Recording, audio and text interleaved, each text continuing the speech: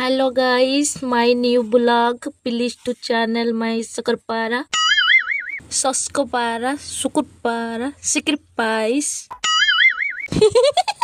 କେମିତି ଅଛନ୍ତି ସାଙ୍ଗମାନେ?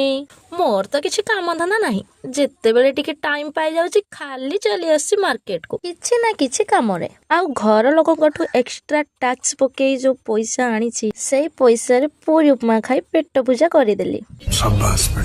ଯଦି ମୁଁ ପେଟ ପୂଜା ନ କରିଥାନ୍ତି ମୋ ପାଦ ଆଉ ମୋ ମୁଣ୍ଡ ମୋ କଥା ମାନି ନଥାନ୍ତେ।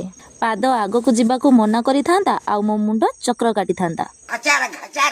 ଛାଡ଼ ସେସବୁ କଥା, ମୁଁ ଚାଲି ଆସିଲି ଟ୍ରେଲରକୁ।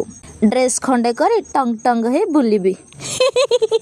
ସେଠି ଡ୍ରେସ୍ ଅର୍ଡର ଦେଇ ଚାଲି ଆସିଲି ଷ୍ଟେସନାରୀ ଦୋକାନକୁ। ମୋର ତ ଯୋଉ ଭଳିଆ ଚେହେରା, 2-4 କିଲୋ ମେକଅପ୍ ଯଦି ନ ନେବି ମୁଁ କଣ ମଣିଷ ଭଳିଆ ଦେଖାଯିବି?